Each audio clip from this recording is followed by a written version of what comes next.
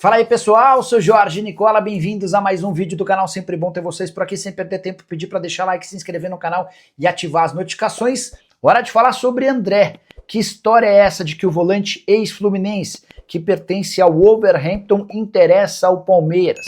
Meu amigo Veloso, dos donos da bola e dono de um canal aqui no YouTube, afirmou que já há um burburinho no Palmeiras de que o André tem a possibilidade de ser contratado pelo Palmeiras em 2026. Seria um nome que vem ganhando força nos bastidores alviverdes.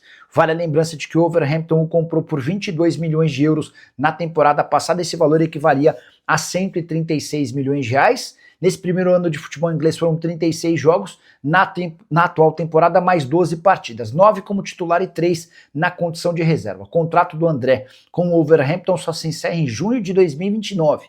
E hoje ele está avaliado em 28 milhões de euros, ou 173 milhões de reais, cifras que impedem que qualquer clube de futebol no Brasil cogite a contratação do André. O que pode mudar nesse cenário? Eventualmente abrindo uma perspectiva ainda que pequena de retorno ao futebol brasileiro. A chance de o Wolverhampton ser rebaixado para a segunda divisão. O time é o lanterna do campeonato inglês, faz campanha absolutamente decepcionante. Diante desse contexto, a tendência é que jogadores mais valiosos sejam negociados, caso do André, de 24 anos de idade. Mas, pelo futebol que tem demonstrado, é possível que o André consiga um outro clube no futebol europeu. Acho bem difícil a possibilidade de o André atuar no Brasil, atleta de 13 convocações para a seleção brasileira. Antes de mudar de assunto, só registrar que André Cury, empresário do Vitor Roque, afirmou que o Verdão já recebeu uma proposta de 35 milhões de euros pelo centroavante. Essa oferta veio do mundo árabe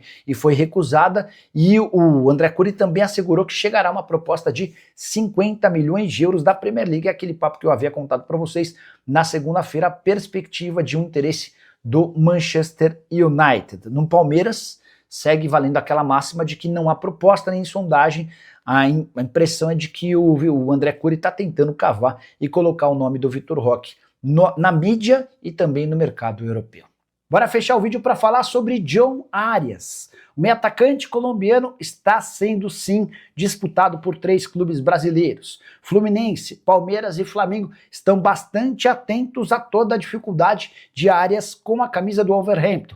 Ele se mudou na metade desse ano para o clube inglês e por lá nada deu certo. Até aqui, 12 jogos, nenhum gol e nenhuma assistência. Para piorar, o Arias ainda virou reserva. Ele saiu no intervalo da derrota para o Fulham por 3-0, contra o Chelsea na última rodada antes da data FIFA, nem sequer saiu do banco de reservas. Para piorar, o time dele, o Wolverhampton, é lanterna do campeonato inglês. 2 pontos conquistados depois de 11 rodadas.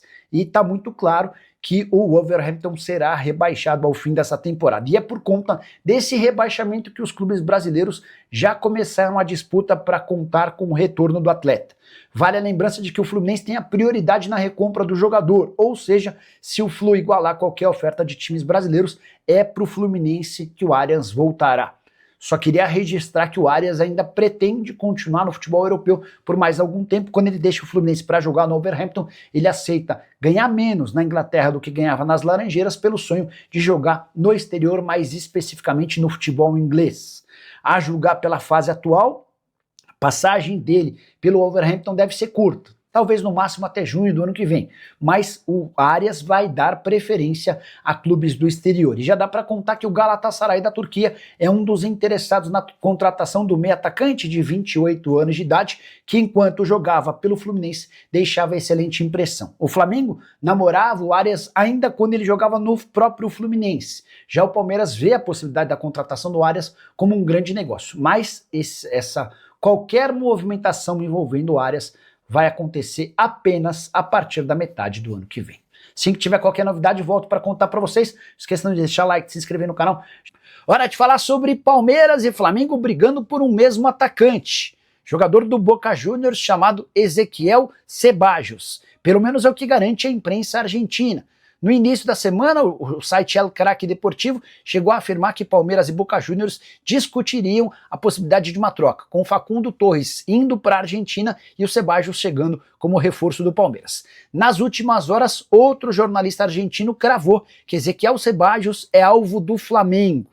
Importante registrar que 3 dias atrás, o gerente de scout do Flamengo esteve vendo Boca Juniors e Tigres na Bombonera.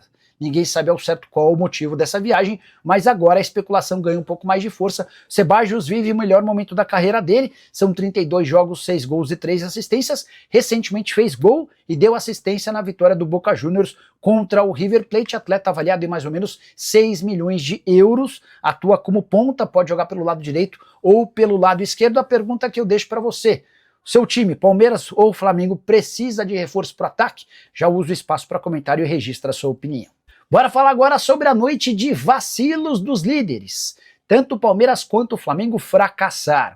O Palmeiras só empatou em 0-0 contra o Vitória dentro de casa, aumentando a crise pela falta de resultado. Já são 3 jogos sem triunfo, com 2 derrotas para Mirassol e Santos e um empate contra o Vitória na zona do rebaixamento em pleno Allianz Parque lotado. Palmeiras não teve criatividade, insistiu muito no chuveirinho e foi presa fácil para o time de Jair Ventura, que usou e abusou da tática de se defender. Importante registrar que nesses 3 jogos sem vitória, Palmeiras marcou um único gol, foi na derrota por 2-1 para o Mirassol. Já o Flamengo entrou em campo mais tarde com a chance de abrir 5 pontos de vantagem a 4 rodadas do fim. Seria o mesmo que dizer que o Flamengo colocaria uma das mãos na taça, mas rubro-negro fez péssimo primeiro tempo contra o Fluminense.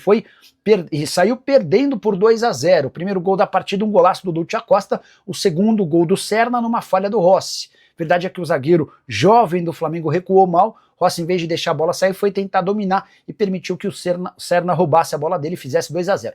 Na etapa final, o Flamengo pressionou, chegou ao gol do 2-1 com um pênalti cobrado pelo Jorginho, mas não teve forças para buscar o empate. Dessa maneira, mesmo tropeçando em casa contra o Vitória no jogo, na teoria, mais fácil daqui até o fim do campeonato, Palmeiras diminuiu 1 ponto a vantagem do Flamengo. Nova classificação do campeonato tem o Flamengo com 71 pontos, Palmeiras 69 e o Cruzeiro 64, com a observação de que o Cruzeiro ainda entra em campo na noite dessa quinta-feira, visita o Juventude.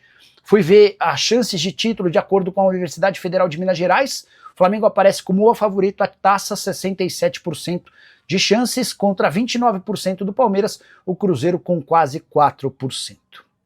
Quero falar agora sobre o Palmeiras, que tem 2 problemas a mais para resolver no STJD. Aquela questão envolvendo o Vitor Roque foi solucionada. O Superior Tribunal de Justiça Desportiva decidiu não punir o Vitor Roque por conta da postagem, com exceção ao pagamento de uma multa de R$80 mil, e é uma postagem que ele precisou fazer contra a homofobia. Os 2 novos casos, Gustavo Gomes e Piquerez, que serão julgados na próxima segunda-feira às 11h30 da manhã. Gustavo Gomes, enquadrado no artigo 258, pode pegar de 1 a 6 jogos de suspensão. Já o Piquerez foi enquadrado no artigo 243F, com multa de até R$100 mil e suspensão de 1 a 6 jogos. Ambos protestaram, reclamaram, criticaram, detonaram a arbitragem depois de um Palmeiras e Flamengo. Quero completar sobre o Palmeiras contando que o Verdão vai direto de Porto Alegre, onde enfrenta na próxima terça-feira o Grêmio para Lima, no Peru. Ao contrário do Flamengo, que volta ao Rio de Janeiro para se despedir do seu torcedor, o Palmeiras preferiu ir direto de Porto Alegre para Lima, sem retorno a São Paulo. Dessa maneira, imagina que vai estar mais preparado para a grande decisão, não desse sábado, do outro, valendo o título da Libertadores da América. Só para completar de vez em relação ao Palmeiras, Gustavo Gomes não participará do amistoso da seleção do país dele, o Paraguai, nessa terça-feira. Palmeiras e Federação Paraguaia fizeram um acordo. Gustavo Gomes será poupado, dessa maneira terá a condição de enfrentar o Vitória nessa quarta-feira, em jogo do Brasileiro no Allianz Parque. E a parceria entre Vasco e Leila Pereira acaba de se tornar ainda mais forte. Depois de emprestar R$80 milhões por meio da sua empresa Crefisa ao Vasco, para uma série de contas que estavam vencidas, a Crefisa encaminhou mais um acordo com o Cruz Maltino, agora para fortalecimento de outras modalidades esportivas. Serão aportados no Vasco cerca de R$5 milhões, sendo 3 milhões para o Remo e outros 2 milhões para futsal e basquete. Importante registrar que ainda não temos a confirmação de quais as contrapartidas que a Crefisa vai ter por conta desse aporte financeiro. Vale a lembrança de que há um rumor enorme, gigante, de que Leila Pereira e seu marido José Roberto Lamacchia planejam em algum futuro não muito distante, adquirir a SAF do Vasco. Tenho contado para vocês que enquanto ela for presidente do Palmeiras, essa chance é nenhuma. Seu mandato se encerra em dezembro de 2027 e haveria um enorme conflito de interesses que inviabilizaria a permanência da Leila dentro do Palmeiras. Membros do Conselho Deliberativo, mesmo os mais próximos da Leila e do Lamacchia, já disseram que não aceitariam em hipótese alguma essa ideia dela assumir o Vasco da Gama. Mas a partir do momento em que deixar a presidência do Palmeiras, aí ela vai ser livre para fazer movimentos que ela bem entender dentro do futebol. Você, vascaíno, gostaria de ter a Leila Pereira como presidente ou dona da SAF? Vale a lembrança de que a Leila, em sua infância, era a torcedora cruzmaltina. Quero falar agora sobre o goleiro Everton. Quando é que o titular, pelo menos até outro dia, do gol palmeirense voltará a ocupar a meta? Você lembra que o Everton sofreu um problema na mão, precisou passar por cirurgia e ele voltou às atividades quase completas, sem restrições. Ainda tem uma ou outra atividade que o Everton ainda não é capaz de fazer com o restante dos goleiros, mas os trabalhos têm sido cada vez mais próximos da normalidade. E existe uma confiança dentro do Palmeiras de que o Everton pode estar à disposição para o dia 25 de novembro, última partida antes da Libertadores da América, jogo contra o Grêmio. O Palmeiras pega o Grêmio no dia 25 e enfrenta o Flamengo no dia 29. Cidade de Lima, no Peru, capital do Peru, vai receber a decisão da Libertadores da América. Diante desse cenário, dá para imaginar o Everton fazendo apenas um jogo, já sendo o titular da Libertadores? Não creio nessa possibilidade, especialmente porque o Carlos Miguel tem ido bem. A tendência é que o Carlos Miguel siga no gol e a partir de um futuro mais distante, com o Everton completamente recuperado, eles possam disputar a posição. Não sei nem te dizer se às vésperas do jogo final da Libertadores, mesmo se estiver à disposição, o Everton terá essa oportunidade de enfrentar o Grêmio. O Abel tem sido muito cético, muito certinho em relação a essa questão envolvendo goleiros. Só para completar, Paulinho e Evangelista ainda seguem o cronograma de recuperação sob o comando da equipe de saúde e performance. Praticamente impossível imaginá-los jogando pelo Palmeiras ainda nesse ano. Só para completar de vez, registrar que o Palmeiras enfrenta o Vitória nesse meio de semana com Alan e Andréas Pereira de volta. Os atletas cumpriram suspensão. E o Palmeiras também criou uma estrutura de voos fretados para ter à disposição o atacante Vitor Roque, o zagueiro Gomes, além de Sosa, M. Martínez, Torres e Piquerez, todos convocados para suas seleções. Fala pessoal, estamos aí com atualizações importantes do Palmeiras. Se inscreva e ative o sininho para receber mais atualizações do Verdão. Deixe seu like, que é muito importante para o crescimento do canal. Utilize o espaço aqui embaixo para registrar sua opinião.